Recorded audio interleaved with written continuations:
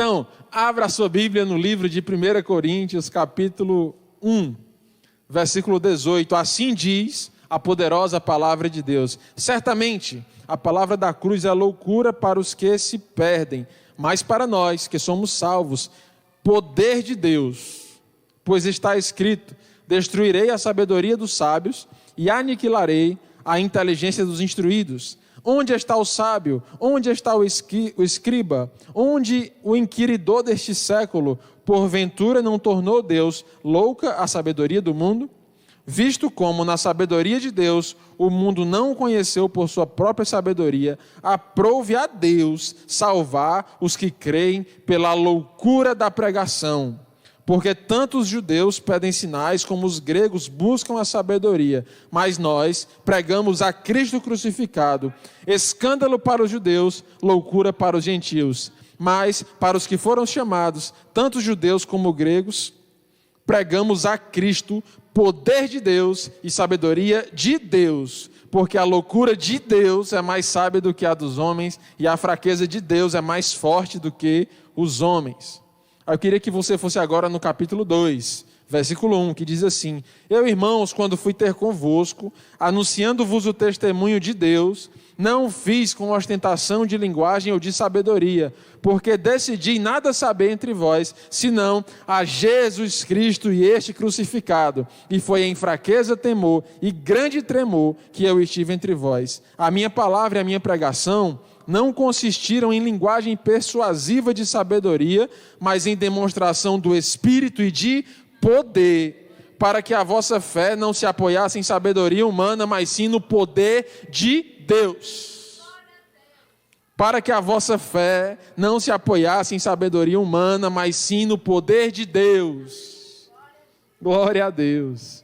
Esse texto já é autoexplicativo, então a paz do Senhor. Até quarta-feira, que Deus abençoe a vocês em nome de Jesus. Estou brincando, viu? Meus irmãos, esse texto, ele fala, é uma palavra de Paulo ao contexto da cidade de Corinto. Uma cidade onde haviam judeus, onde haviam gregos, onde haviam pessoas recém-convertidas, filósofos, uma cidade grande, uma cidade conhecida pelo seu comércio e pela estrutura de educação que havia na cidade de Corinto. Então, ali foi implantada, no meio daquela sociedade, daquele contexto específico, a igreja do Senhor. No meio daquele contexto, estava instalada a igreja do Senhor. E aí, Paulo se depara com uma situação de dificuldade. Dificuldade, porque ele vê as pessoas olhando para o Evangelho e tentando encaixar o Evangelho em pensamentos humanos, tentando encaixar o Evangelho em sabedorias carnais, tentando encaixar o Evangelho em filosofias gregas, tentando encaixar o Evangelho nas expectativas judaicas, na teologia da velha lei, tentando encaixar a cruz de Cristo na sabedoria humana. E aí Paulo diz: olha, eu podia ter falado em filosofia, em sabedoria, mas eu falei nada além mais do que a cruz de Cristo, porque a fé da igreja não pode estar baseada em filosofias e sabedorias humanas, mas no poder de Deus. No poder de Deus. É óbvio que ao olhar para a história do Evangelho na Terra, desde Cristo, aliás, há estudos sociológicos que mostram a influência dos 10 mandamentos na cultura moderna. Os 10 mandamentos dados por Deus a Moisés, instruções de Deus a Abraão, influenciaram, segundo sociólogos, muitos não cristãos, na construção de constituições federais, de legislação. As primeiras leis haviam uma influência das leis judaicas, e isso formou uma certa ética. O protestantismo feito por Martim Lutero, ele influenciou positivamente legislações. Ele falou contra a escravidão, ele falou contra a desvalorização das mulheres, ele valorizou o pobre. O Evangelho, ele veio para a terra influenciando gerações, influenciando a ética e a moral do seu tempo e até os dias de hoje. Há uma forte influência do Evangelho sobre a nossa sociedade, sobre os povos, sobre as leis e constituições, sobre os costumes. Isso é verdade. No entanto, eu quero te dizer nessa noite que o Evangelho não veio para a terra só para influenciar a nossa ética, só para influenciar os nossos costumes e só para influenciar o nosso comportamento, porque o Evangelho é poder de Deus. O Evangelho é poder de Deus e é sobre esse poder que eu quero pregar nessa noite. É o poder de Deus. É preciso que nós, como igreja, nos últimos dias, a igreja pré-arrebatamento se mova no Evangelho, não só na ética e no comportamento, mas no poder de Deus. É preciso que a gente avance. Esse ano, 2021, é o ano do avançar, é o ano do ir além, é o ano de sair do lugar onde está e ir mais adiante, olhar para a cruz de Cristo e descobrir novas coisas, e mais profundo. Por isso que esse evento que vai começar na sexta-feira tem esse tema: avançar, em conhecê-lo, avançar, em fazê-lo conhecido nessa terra. Porque nós precisamos sair do raso, nós precisamos sair da água nos pés, nós precisamos ir mais adiante, nós precisamos ter o Evangelho não como uma norma, uma guia de costumes e práticas, mas nós precisamos entender o Evangelho como o poder de Deus pregado por Paulo aqui aos Coríntios. O poder de Deus. E aí a gente vai passeando pela Bíblia e vê que o apóstolo Pedro diz também: olha, o Evangelho é poder de Deus. Vocês estão diante de um grande poder. Está lá em 2 Pedro, capítulo 1, versículo 3. O apóstolo Paulo, aqui em 1 Coríntios 1 e 2 ele fala, em Efésios ele fala de novo, em Colossenses ele fala de novo. Se você for numa Bíblia que tem aquelas palavras que vão dizendo os textos onde está a palavra, e você colocar a palavra poder, você vai ver que o poder de Deus está citado em muitos e muitos textos bíblicos.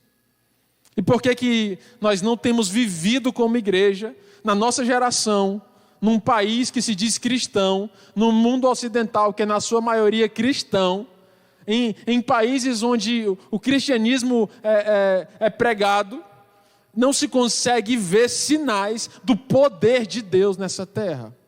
Porque o poder de Deus deve ser vivido. O apóstolo Paulo falou disso, o apóstolo Pedro falou disso e Jesus Cristo falou disso. Lá em Marcos capítulo 12, versículo 24, os saduceus e os fariseus ficam fazendo pegadinha com Jesus. Os saduceus começam a fazer pegadinha com Jesus. Começa a tentar pegar Jesus num erro teológico. Começa a tentar pegar Jesus numa situação difícil. E aí lá no versículo 24 do capítulo 12 do Evangelho de Marcos, Jesus olha para eles e diz: vocês têm errado porque vocês não conhecem as Escrituras. Vocês têm errado porque vocês não conhecem o poder de Deus nessa terra. E aí Jesus deixa claro que o poder de Deus e as Escrituras são elementos fundamentais para uma vida cristã saudável. É preciso que a igreja se mova pelo poder de Deus, é preciso que a igreja se mova no poder do Espírito Santo, é preciso que a igreja seja viva no poder de Deus. E o que é esse poder? O poder hoje é uma palavra muito vulgarizada, é uma palavra pejorativa, o poder. As pessoas dizem: olha, o poder corrompe as pessoas. Dê poder para alguém e você vai ver quem ela é. Não é assim que o mundo diz? O poder do político, o poder do patrão opressor, o poder do autoritário. Então a palavra poder, hoje, ela fala sobre opressão, ela fala sobre assédio, ela fala sobre uma situação desequilibrada. Mas a verdade é que o poder descrito na Bíblia, o poder na raiz da sua essência, da palavra, ele significa a capacidade de realizar, a capacidade de trazer à existência, a capacidade de transformar, a capacidade de fazer.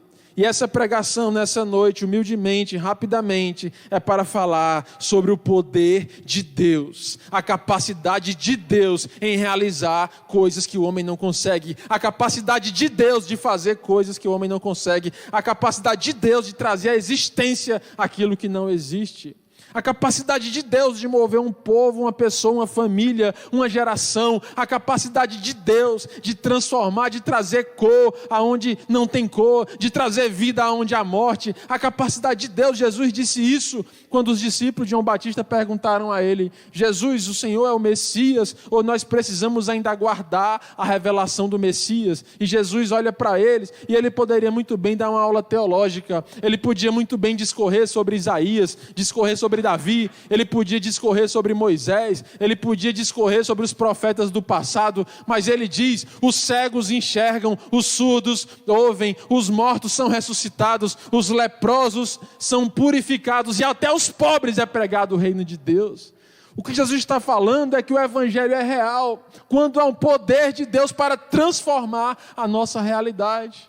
O evangelho é real quando a capacidade de Deus fazer se torna frequente nos nossos dias. O evangelho é real quando a nossa capacidade, a capacidade de Deus em nós, chega na nossa sociedade, lá no trabalho, na vida, no dia a dia, no encontro, nas famílias, dentro de casa, nos quartos, nas nossas relações.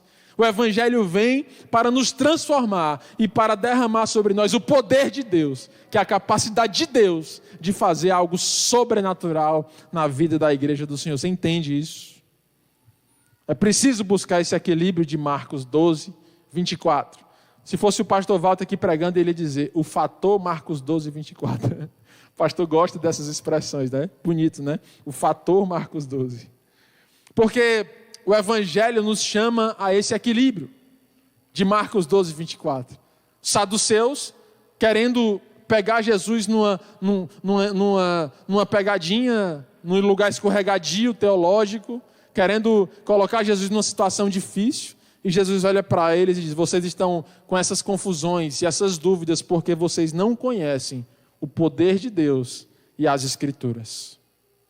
O fato é que a igreja moderna, ela vive de certa forma num desequilíbrio. Algumas igrejas buscam só as Escrituras, o que está escrito, e abrem mão do poder de Deus, da capacidade de Deus realizar coisas sobrenaturais na terra.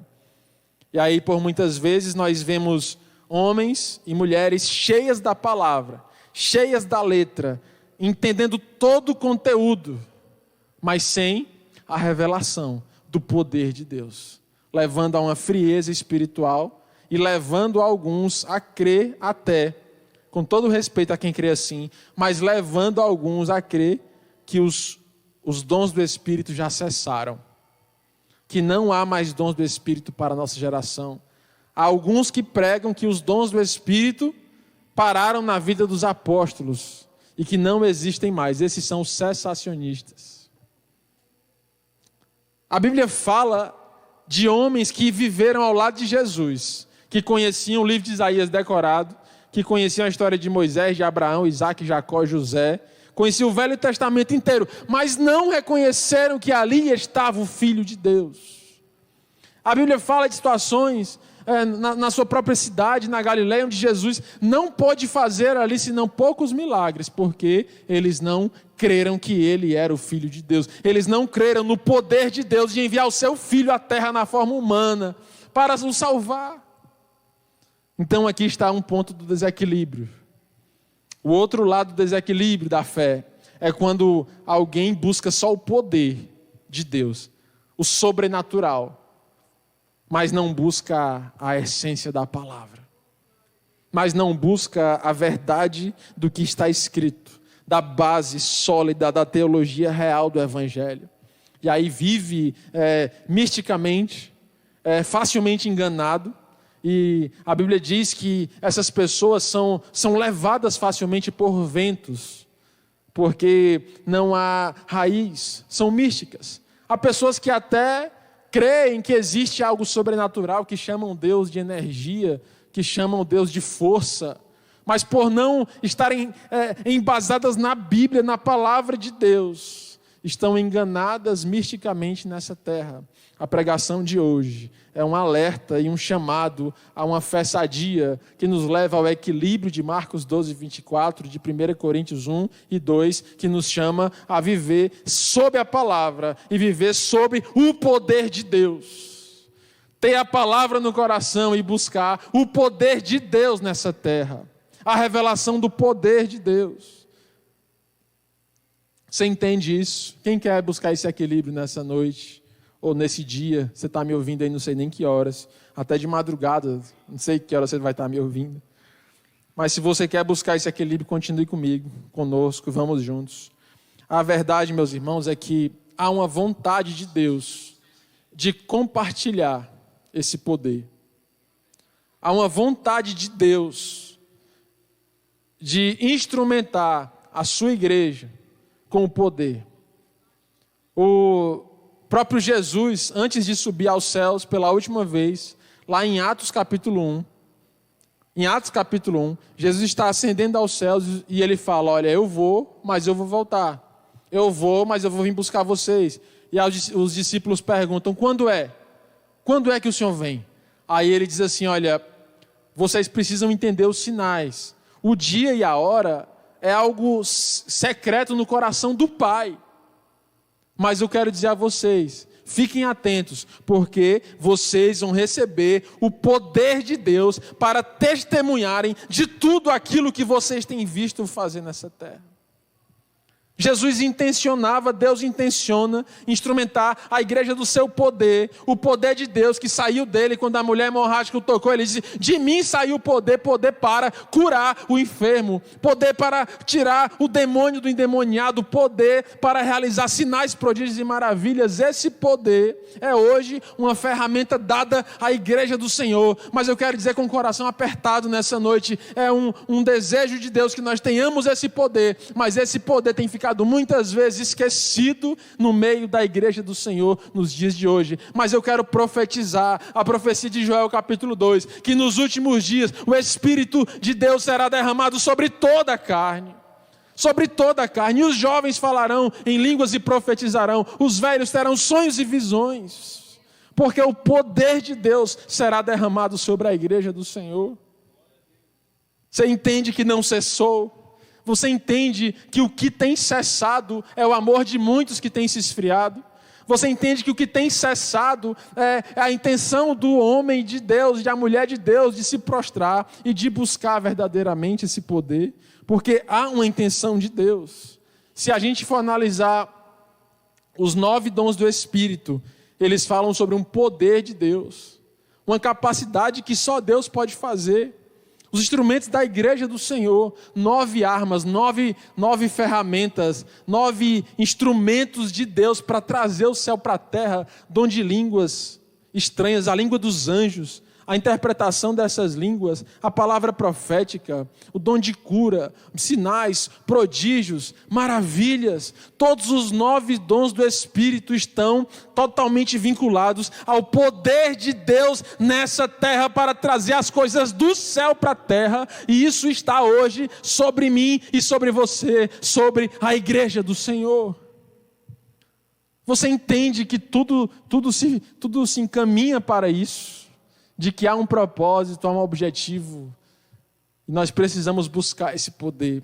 Nós precisamos viver crendo que esse poder é real, que existe, que as Escrituras são verdade, que a palavra é verdade, mas que existe uma expectativa do céu, de que se levante na terra um povo que busca o poder de Deus, que se levante na terra uma igreja que não só canta, mas canta com poder, que não só prega, mas prega com poder, que não só ora, mas ora com poder, ora crendo que o sobrenatural está prestes a acontecer em toda a vida que se falar o nome de Jesus. Não é como uma roleta russa que um dia vai dar certo. Não é como uma loteria que quem sabe a probabilidade não é na matemática, não é na lógica, mas é na fé que o Senhor tem poder para trazer o céu para a terra, para abrir portas, para realizar os seus sinais, prodígios e maravilhas, baseado não em filosofias humanas, não na sabedoria do homem, mas no poder de Deus, da sua palavra.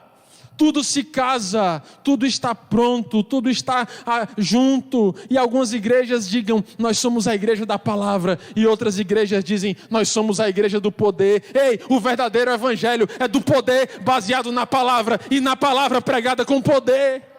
Há um equilíbrio. Como duas asas de um pássaro, não adianta voar só com uma asa, vai rodar e vai cair. Não adianta ir na frieza da letra e querer provar tudo pelas escrituras e achar que o poder parou. Não adianta querer ir no fogo do poder sem a base da palavra, porque vai desequilibrar e vai ficar vazio. O Senhor te chama nessa noite para ter duas asas fortes, a asa da palavra e a asa do poder, e voar e avançar em direção a tudo o que Deus tem para ti nessa terra, a tua identidade, o teu propósito, o teu chamado, aquilo que Deus tem para a tua casa e para a tua família. E aí a gente vai caminhando nas escrituras, entendendo que há um propósito nesse poder.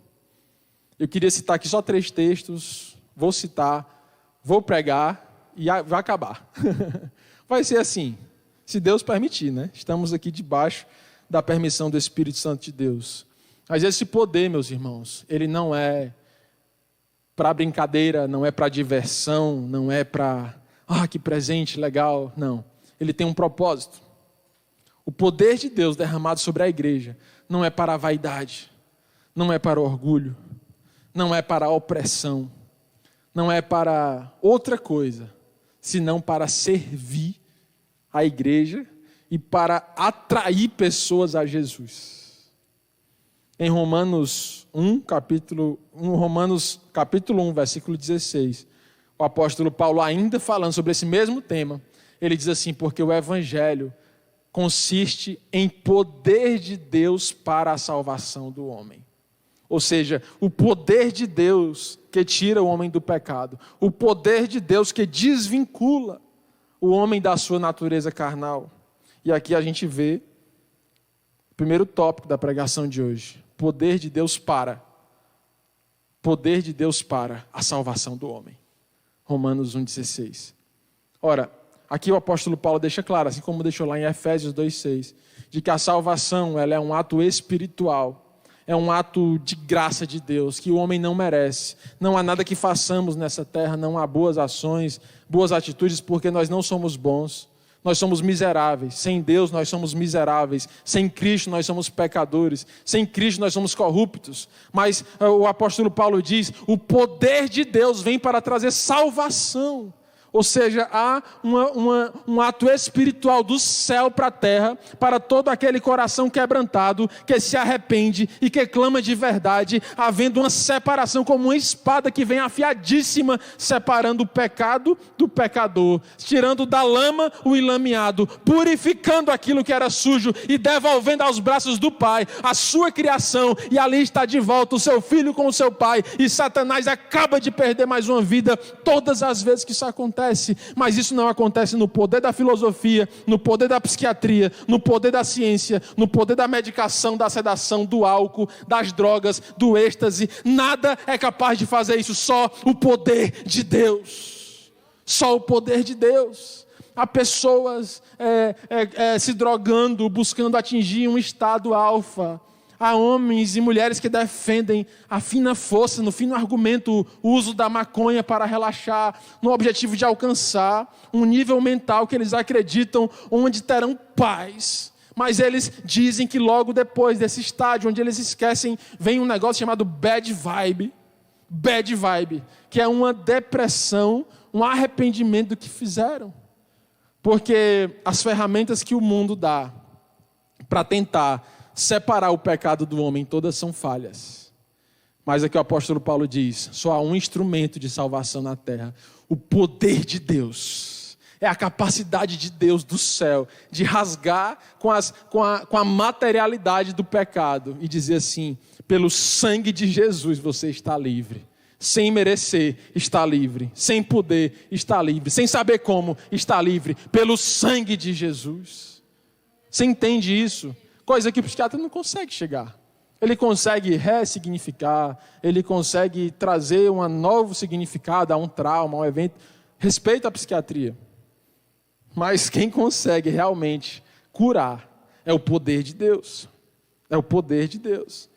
Não adianta estar na igreja, querer se libertar do pecado pelas suas próprias forças, porque só quem liberta o pecado do pecador, só quem liberta o pecador do pecado é o poder de Deus. É subindo, é chegando mais perto do Pai, é avançando, é batendo as asas do poder de Deus, da palavra, que se consegue alcançar um lugar mais sublime, um lugar onde o pecado não tem mais lugar nos nossos corações. É pelo poder de Deus, você entende isso? Quem quer buscar esse poder nessa noite? O poder que nos tira das nossas próprias tentativas de resolver as coisas do nosso próprio jeito e nos leva agora no lugar de influência do Senhor Deus, aonde Ele pode realizar grandes obras nas nossas vidas, mas isso vem pelo poder de Deus do céu. A igreja do Senhor precisa clamar pelo poder de Deus, viver pelo poder de Deus e ver o sobrenatural acontecendo em cada oração, em cada culto, em cada relação. E deixar de que o poder das trevas, o poder da mente, o poder do homem prevaleça sobre as nossas vidas. Porque o salmista diz lá no Salmo 94 que existe o poder da morte. Existem outros poderes. Existem outros poderes. O salmista diz lá no Salmo, deixa eu dizer aqui, para não falar, Salmo 49, versículo 5, o salmista diz, há um poder da morte. A morte, ela tem um poder. Qual é o poder da morte? De separar a gente aqui na terra. A morte, ela é uma sentença. E olha, você não vai mais conviver com essa pessoa aqui na terra. Aquela pessoa morreu. Não tem mais convivência na terra. Mas eu quero te dizer, o poder de Deus fez Jesus vencer a morte. O poder de Deus fez Jesus vencer a morte. E nós que somos crucificados com Cristo, vencemos também a morte pelo sangue de Jesus. E temos uma vida eterna ao lado do Pai, porque a morte foi vencida. É inegável o poder da morte. E é inegável pela palavra que o poder de Deus vence o poder da morte. É inegável que o homem tem poder. Tem poder. Veja um prédio lindo. Veja uma vacina que é feita. Veja uma tecnologia cirúrgica. Veja uma bela obra da engenharia. O homem tem poder. Deus deu ao homem um poder, uma capacidade de realizar. Mas quando esse poder é usado para o próprio homem, ele é corrompido, ele é para a glória do homem, e ele gera ambição, ele gera consequências ruins, ele gera guerra, ele gera briga, ele gera discórdia. Poder do homem. Eu tenho uma história de um paciente que eu atendi há alguns anos atrás, bem pobrezinho, no interior aqui de Ceará. Passava o dia colhendo algodão, separando, ensacando, bem baratinho o saco de algodão. 16 anos de idade. A sua mãe viúva em casa esperando ele chegar com o dinheirinho do algodão para comprar alguma coisa, para comer alguma coisa. E esse homem nessa luta diária começou a acordar cada vez mais cedo e trabalhar e chamar pessoas, envolver pessoas. Ele terminou a sua vida aos 90 anos de idade, dono de um shopping no interior, com casas, com 3 açudes no seu terreno. Propriedades, uma casa na aldeota, 2 carros do ano com 2 motoristas a seu dispor. Na sua casa, um cara, ele teve o poder de realizar. Mas os seus últimos anos, e eu estava lá com a sua esposa, no último atendimento, eu atendendo ele aqui num quarto, acamado no oxigênio, e um advogado aqui na sala com os filhos brigando pela casa do açude, da lagoa, do interior, o terreno do shopping, e não sei quem construiu a casa, e ela chorava. Porque o poder do homem em si mesmo parece bom, mas o seu final termina nessa terra. Em Hebreus capítulo 10 diz, nós porém não somos daqueles que temos valores corruptíveis e não duradouros. O Senhor nos chamou para uma obra duradoura e incorruptível. Nós não somos daqueles que retrocedemos, nós somos daqueles que avançamos. Você entende que o poder de Deus, ele não acrescenta dores. O poder de Deus não acrescenta guerras. O poder de Deus acrescenta amor, paz e união nas famílias. Chame o poder de Deus para as suas relações. Chame o poder de Deus para o seu casamento. Chame o poder de Deus para a sua relação com seus filhos, para o seu ministério. Porque o poder de Deus vai trazer para a sua vida, para o seu casamento, para a sua casa, o sobrenatural.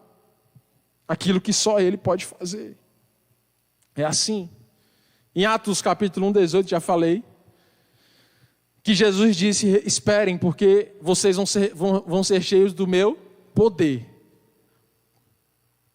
É 1:8, pastor, é? Desculpa, Atos 1:8. Esperem, porque vocês vão ser cheios do meu poder. Aí você dá um pulinho, Atos 4, 33, 34.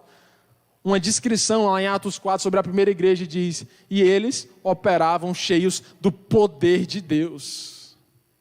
Eles no capítulo 1 receberam a promessa, e no capítulo 4 estavam exercendo esse poder. Para quê? Para testemunharem a obra de Deus nessa terra. Em Atos 1:8, Jesus disse, vocês vão receber poder para serem as minhas testemunhas. As minhas testemunhas. Todos nós somos testemunhas de alguma coisa. Todos nós. Tem gente aí que está na live e se começar a contar a sua história de vida, até o celular chora. Chora, até o papel chora. Histórias difíceis. Todos nós testemunhamos alguma coisa, um trauma, uma adversidade, testemunhamos uma vitória, testemunhamos um acidente, testemunhamos uma doença, testemunhamos a perda de alguém que amamos. Todos nós temos testemunhos pessoais, a vida, cada dia que passa, 24 horas, vai gerando em nós cicatrizes, feridas, memórias, marcas, umas boas, outras ruins. Mas Jesus diz que o poder de Deus nos faz minhas testemunhas, testemunhas de Jesus. E aí é que vai embora os traumas humanos, as angústias, as mágoas humanas, porque agora nós temos uma testemunha superior. Nós somos testemunhas de Jesus Cristo, da sua obra, do seu poder, da sua causa. E aí o nosso velho passado, as 24 horas que passaram e geraram em nós marcas, mágoas, angústias, maus sentimentos, elas são agora curadas pelo poder de Deus e nos transformam em testemunhas de Jesus. Testemunho de Jesus. Pouquíssimo tempo atrás, aqui desse texto, 40 dias antes, Pedro tinha testemunhado a negação. Tinha testemunhado um deles trair Jesus. Tinham testemunhado situações difíceis. Não pense que o evangelho foi fácil para eles, foi difícil. Mas Jesus disse, olha, o poder de Deus vai transformar vocês nas minhas testemunhas. Nas minhas testemunhas. Sabe aquela pregação do pastor Walter sobre pertencimento? O poder de Deus nos dá a ciência de que nós temos um Pai nos céus, de que existe um Jesus que está do nosso lado, de que existe um Espírito Santo que está dentro de nós. E nós temos a capacidade de trabalhar nessa terra no poder de Deus. De acordar no poder de Deus, de conversar com a nossa esposa no poder de Deus, de corrigir e educar nossos filhos no poder de Deus, de ganhar o nosso sustento no poder de Deus, de maneira milagrosa, sobrenatural, de orar aqui num culto e profetizar, e no outro culto testemunhar, e ver a mão de Deus se mover, e orar e clamar, e ver o poder de Deus. Você entende isso? Poder de Deus, testemunhas. Essa testemunha significa o poder de Deus para crucificar a nossa carne. O poder de Deus para levar para a cruz o velho Timóteo. O poder de Deus para levar à cruz o velho você. E dizer assim, agora eu sou testemunha de Jesus. Eu não sou mais minha testemunha. Eu não estou mais aqui por minha causa. Eu não estou nessa vida mais para me defender, para me fazer ser reconhecido, para me sentir valorizado, aplaudido, afagado, para me sentir melhor ou me fazer melhor do que alguém. Eu estou aqui para ser testemunha dele, para glorificar o nome dele, para que o nome dele seja exaltado, para que as pessoas saibam em 21 que existe um Deus que cura, em 21 existe um Deus que cura as depressões, em 21 existe um Deus que a companhia bem presente é socorro no dia da tribulação, em 21 existe um povo que se chama pelo nome do Senhor, que é cheio da palavra e que opera no poder para realizar curas, sinais, prodígios e maravilhas nessa terra. O poder de Deus para a salvação, para testemunhar e para terminar, o poder de Deus que nos faz ver o invisível. O poder de Deus que nos faz ver o invisível. O poder de Deus que nos faz ver aquilo que não existe. O poder de Deus que levou Paulo ao terceiro céu. O poder de Deus que levou João a ver o Apocalipse. O poder de Deus que levou Daniel a ver o movimento dos últimos dias. O poder de Deus que levou Eliseu a ver que por trás do exército da Síria haviam anjos e carros de fogo para cuidar dele, para abençoar a sua vida e proteger de todo o mal. O poder de Deus que nos faz ver aquilo que não enxergamos. O poder de Deus que nos faz enxergar a nossa vida reformada, construída, redimida pelo sangue de Jesus, antes de acontecer, o poder de Deus que gera fé. Paulo disse: eu não quero que a vossa fé seja baseada na sabedoria humana, mas no poder de Deus. Porque a sabedoria humana olha e diz: esse casamento acabou. Porque a sabedoria diz: o amor, Carlos Drummond de Andrade, o amor é coisa que bate sem se ver, não sei o quê, contentamento, descontente, um amor depressivo. A Bíblia diz: o amor, o verdadeiro amor, é aquele que dá a vida pelo seu amigo. Eu vos amei e não vos amo como o mundo ama. Eu mandei meu filho para morrer por vós. Esse é o amor. A sabedoria humana olha o poeta, aí o Carlos Drummond de Andrade, aí bota ele sentado no Rio de Janeiro, de metal com óculos, a pessoa bate foto, porque ele disse que o amor é o contentamento, descontente, não sei o que, da depressão do diabo. Não que ele estou dizendo que o que ele escreve é do diabo, entenda. O que eu estou dizendo é que a definição de amor, segundo a sabedoria humana, não reflete a glória de Deus. É um amor que olha para si mesmo, é um amor que exalta a si mesmo, é um amor que faz a pessoa olhar para dentro de si e valorizar a sua própria carnalidade. Mas o amor de Deus, ele faz a gente abrir mão da nossa carnalidade, da nossa dor e sofrimento e dizer: está aqui, Senhor. O Senhor me amou e eu te amo, tudo que eu tenho é teu. A sabedoria humana, ela olha para certos casamentos e situações e diz assim: acabou, não tem mais jeito. Mas o poder de Deus olha e diz assim: alguém diz, só restou raiz, mas Deus diz, tem vida aí. O poder de Deus nos faz ver o invisível. Eu assisti um testemunho ontem de um pastor chamado Leandro Vieira. Não sei se o Wes já ouviu falar dele. Ele disse que aos 7 anos de idade, a mãe dele levou ele para uma oração. Círculo de oração da Assembleia de Deus. As irmãs do Cocó. A irmã de oração. Gente que tem compromisso com Deus. Gente que vive de oração. E aí naquela oração, ele com 7 anos de idade, ele assustado, vendo aquelas irmãs se movendo no espírito. E uma irmã olhou para ele e diz: assim diz o Senhor para ti, menino. O Senhor tem para ti um ministério como de muitas águas que vão sair de dentro de ti. E essas muitas águas vão sair e vão abençoar aqueles que estão ao teu redor. E muitos se converterão por essas águas que saem da tua boca. 7 anos de idade. Continuou a vida normal, menino, ia para a igreja, às vezes não ia. Diz que o pai descrente, a mãe crente. O pai queria levar para o estádio, domingo, a mãe queria levar para a igreja. Todo domingo uma briga. Aos 14 anos o pai dele morreu, e aí ele, junto com seu irmão, entrou no mundo das drogas. Violência, facções, coisas terríveis. E aí ele disse que foi crescendo, e cada vez mais se aliançando com coisas que não agradavam a Deus. E aí ele disse que cansou de chegar em casa de madrugada, drogado, alcoolizado, e ver a mãe dele de joelho bem na entrada da casa. Aí um dia ele não se constrangeu tanto com aquela cena que ele disse: mãe, não adianta a senhora orar. A qualquer momento eu posso morrer. A qualquer momento eu posso aparecer com um tiro na cabeça. Aí a mãe dele olhou para ele e disse: eu creio que o teu ministério é como o fluir de muitas águas, e que pelo fluir dessas muitas águas, muitos serão salvos. Eu creio e não desisto. E toda vez que ele se constrangia, ela repetia: aos 7 anos de idade, você recebeu uma palavra profética. Meus irmãos, até que um dia essa palavra se cumpriu na vida desse homem.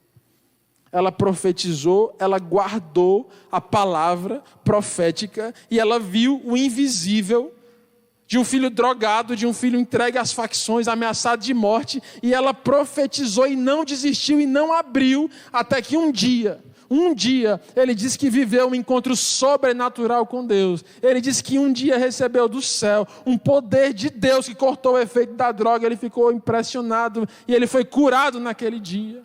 Hoje ele é um pastor de igreja já há 20 anos. E aqueles que antes estavam nas drogas, nas facções, tem pastores da igreja dele. E hoje a mãe dele está com ele na mesma igreja, porque ela creu e não desistiu. Porque ela creu e não desistiu. Lá em Hebreus capítulo 11, diz que Abraão saiu como peregrino na terra de Canaã, peregrino. A Bíblia diz lá em Hebreus capítulo 11, que ele não sabia para onde ia. Ele não sabia, mas ele viu. A Bíblia diz que ele andou porque ele cria que havia uma cidade com fundamentos, cujo Deus é o arquiteto e o edificador dessa cidade. Ele andou e ele não abriu, e ele foi e ele não desistiu. E ele recebeu, e ele foi um instrumento de Deus para o povo de Israel, até hoje conhecido como o pai da fé. Por quê? Porque ele era mais bonito do que os outros? Porque ele era mais rico que os outros? Não, porque simplesmente ele perseverou em não desistir. Ele perseverou em conquistar. Quantas vezes, quantos acampamentos recebemos palavras proféticas? Quantas vezes, quantos cultos, quantas palavras recebemos palavras que viram chaves espirituais na nossa vida, e diante das primeiras dificuldades nós desistimos e paramos de crer. Diante das primeiras dificuldades, nós desistimos da palavra profética que há sobre nós.